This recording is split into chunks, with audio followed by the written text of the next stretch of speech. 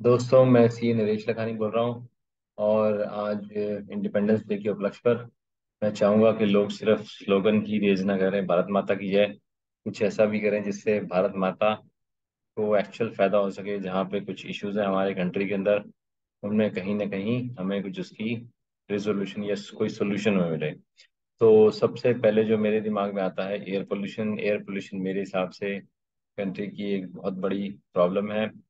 According to WHO, India के अंदर on an average एक व्यक्ति की 7 साल जो है उम्र कम होती है, क्योंकि वो पोल्यूशन बहुत ज़्यादा झेलता है और उसके लंग्स में कहीं ना कहीं डैमेज हो जाता है। और अगर हम देखें हमारे आसपास, AQI जो है हमेशा हाई रहता है पूरे globally. We are known top जो 20 सिटीज़ हैं इन द वर्ल्ड, उसमें से कम 12-13 हिंदुस्तान में होती है मोस्ट पोल्यूटेड सिटीज़ में से। तो एज ए गुड सिटीजन और इंडिपेंडेंस डे के उपलक्ष्य पर मुझे लगता है कि मेरे को कुछ ना कुछ सोचना चाहिए। मैं अपनी कंट्री को कैसे बेटर कर सकता हूँ। सिर्फ स्लोगन और झंडे से काम शायद नहीं चलेगा। We have to do beyond that, और we have to go beyond that. तो सबसे पहले मैं कहता हूँ कि कैसे मैं कर सकता हूँ। पब्लिक ट्रांसपोर्टेशन बहुत इंपॉर्टेंट चीज़ है।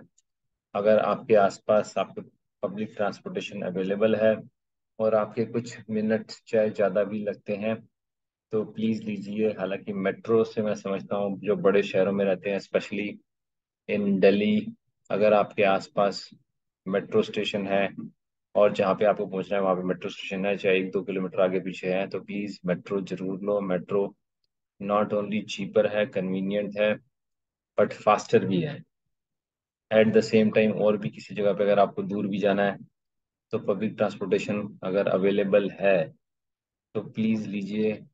आई नो, कई बार बंदा जल्दबाजी में होता है, कई बार बंदे को लगता है यार थोड़ी दूर चलना पड़ता है। लास्ट माइल कनेक्टिविटी के लिए मैं सबको बोलता हूँ प्लीज वॉक करो, वो आपके सेहत के लिए भी अच्छा है और पॉकेट के लिए भी अच्छा है। और इससे जो है पब्लिक ट्रांसपोर्ट जब हम लेते हैं तो एमिशन कम होते हैं। कार्बन डाइऑक्साइड जो है, जो गैसेस निकलती हैं, बैड गैसेस निकलती हैं हमारे व्हीकल से, वो ऑब्वियसली कम होंगी, हमारा एनवायरनमेंट सही होगा। और जो एयर पोल्यूशन का मोर देन 50% और अराउंड 50% जो है वो इसी के ऊपर वेहिकुलर पोल्यूशन की वजह से होता है। तो हमें पूरी कोशिश करनी चाहिए कि कम से कम जो है, जहाँ पर पॉसिबल है, या तो हम पैदल चले जाएं 1-1.5 किलोमीटर, या साइकिल ले लें आसपास जाने के लिए, और पब्लिक ट्रांसपोर्टेशन का यूज़ करें। और अगर हम प्राइवेट व्हीकल, अपना व्हीकल भी चलाते हैं, तो हम कोशिश कर सकते हैं उसके अंदर AC जो है थोड़ा सा कम यूज़ करें, बहुत ज़्यादा ना चलाएं। और रेड लाइट्स भी, और जहाँ पॉसिबल हो वहाँ पे इग्निशन को या इंजन को हम ऑफ कर दें। सेकंड मोस्ट इम्पॉर्टेंट मेरे हिसाब से है use of air condition. In the world air condition जो है वो लगभग 60% ऑफ द इलेक्ट्रिसिटी कंज्यूम करता है। अगर आप ग्लोबली देखो, तो जो ज़्यादातर जगहों में, जो हमारे खासतौर पर हमारे कंट्री में, इलेक्ट्रिसिटी जो है वो कोल से बनती है। अगेन, कोल को जलाया जाता है, कार्बन डाइऑक्साइड होता है, उसकी वजह से एनवायरनमेंट पूरा खराब होता है। आप शायद अपने कमरे में बैठते हैं, आपको लगता है शायद AC वैसे ही चल रहा है, बिजली से चल रहा है, लेकिन आप देखा जाए तो कहीं ना कहीं आपका AC कोयले से चल रहा है, आप ये लेके चलो। तो 60% जो इलेक्ट्रिसिटी है वो पूरे वर्ल्ड की AC कंज्यूम कर रहा है। तो प्लीज कोशिश करो कि AC कम से कम चलाओ, जहाँ पे जरूरत है तभी चलाओ, बिना बात पे मत चलाओ। और हो सके तो ज्यादा डिग्री जिसको बोलते हैं उस पे चलाओ। इससे आपका बॉडी भी स्ट्रांग बनेगी, थोड़ा स्वेटिंग करोगे, इतनी घबराओ नहीं। Sweating is good for your health also. Sweating is in natural way of reducing heat from your body.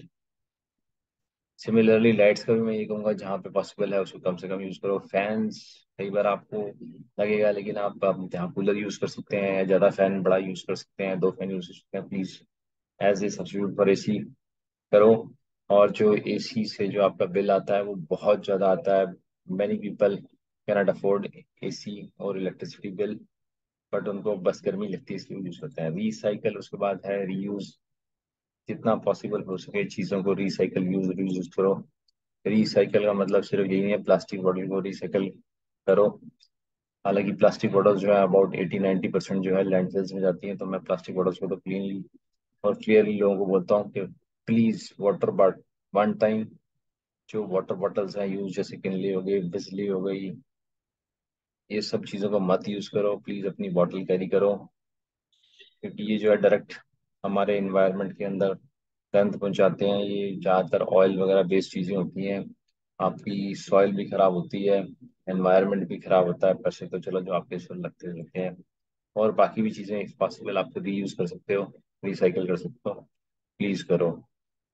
इसी तरह प्लास्टिक प्रोडक्ट इसी से कंटिन्यूशन में है। प्लास्टिक प्रोडक्ट्स या प्लास्टिक बैग्स, उसको आप कम से कम यूज़ करो। कोशिश करो अपना बैग खुद लेके जाओ। कुछ चीज़ें छोटी मोटी अगर आप हाथ में पकड़ सकते हो तो कोई बुराई नहीं है, लेकिन एक कपड़े का बैग अगर आप सब्जी लेने जा रहे हो, ज़्यादा चीज़ें तो जरूर लेके जाओ। और जहाँ जहाँ पॉसिबल है, फॉर एग्जाम्पल आप बैंगन ले रहे हो, आप घिया ले रहे हो, तो प्लीज़ वहाँ पे आप मना कर सकते हो। फिर आप इजीली भिंडी में मान सकता हूँ, थोड़ा सा मुश्किल हो सकती है आपको, एक बैग चाहिए होगा उसके लिए। बट जैसे घिया, बैंगन, पेठा, ये सब बड़ी बड़ी सब्जियां हैं, इनके लिए आपको कोई ज़रूरत नहीं है। आपको कोई ज़रूरत नहीं है कि आपको प्लास्टिक बैग में डालने पड़े। सिमिलरली फॉरेस्ट फायर बहुत कॉमन है, और इसका जो मेन कॉज होता है स्मोकिंग होता है। ये अगेन हमारा गार्बेज इतना इकट्ठा हुआ होता है, लोग जला देते हैं, फिर वो जब गार्बेज जलाते हैं तो वो कहीं ना कहीं उससे फायर फार्म और जो फॉरेस्ट फायर है वो लग जाती हैं। तो प्लीज़ आप मेक श्योर करोगे, आप जितना कम गार्बेज इकट्ठा करोगे, आपका एनवायरनमेंट उतना अच्छा होगा, और साथ के साथ आपकी जो है आग लगने का खतरा भी उतना ही कम होगा। फिर उसके बाद आता है पटाखे। पटाखे हमारे यहाँ पर लोग बड़े इमोशनल हो जाते हैं, चाहे वो रिलीजन से रिलेटेड हो, चाहे वो शादियों से रिलेटेड हो। पटाखे मेरे हिसाब से मोस्ट अवॉइडेबल चीज़ है। इसका कोई यूज़ नहीं है, बस थोड़े से मज़े के लिए हम पूरे एनवायरनमेंट को खराब करते हैं। बहुत से लोगों को लगता है कि यार हम हिंदू, बड़े हिंदू हैं, हमें दिवाली पे इसलिए जलाने चाहिए, और दूसरे रिलीजन्स के इल्स से कंपेयर करते हैं कि हाँ जी वो गोट को मार रहे हैं, उसको कोई मना नहीं कर रहा। सबके लिए सबका अपना एक फुलिश रीजन हो सकता है, बट प्लीज जो अपने स्टेप्स अगर आप करोगे तो एनवायरनमेंट को तभी आप बचा पाओगे। और आप ये सोचो कि पटाखे आपके डायरेक्टली लंग्स में जाते हैं, आपको हार्म कर रहे हैं, आपके बच्चों को हार्म कर रहे हैं। आप क्या प्रूव करना चाहते हैं मुझे समझ नहीं आता अगर आप पटाखे जला रहे हैं। सिमिलरली केमिकल्स, बहुत सारे ऐसे प्रोडक्ट्स होते हैं, केमिकल्स होते हैं जिसमें इंक्लूडिंग आप देखोगे जो अपना कॉस्मेटिक्स और फेस पे हाथ पे लगाने वाले बहुत सारे को, तो कोशिश करो कम से कम यूज करो। इससे आपको एलर्जिक रिएक्शन भी होता है कई बार, आपको पता भी नहीं होता। आम, और आप परेशान रहते हो, लेकिन आप सोचते हो शायद ऐसे ही हो रहा है, लेकिन कहीं ना कहीं वो डायरेक्टली आप ही रिस्पॉन्सिबल होते हो। उसके बाद सिमिलरली आता है पेंट, परफ्यूम, इन चीज़ों का भी हो सके तो कम से कम यूज करो, इनमें भी सब में केमिकल्स होते हैं।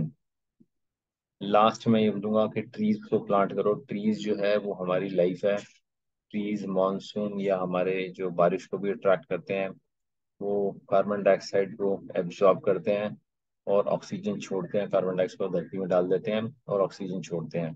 आप जितने ज़्यादा प्लांट्स ट्री करेंगे, उतना ज़्यादा एनवायरनमेंट और एयर पोल्यूशन आपका कम होगा और कार्बन डाइऑक्साइड कम होगी।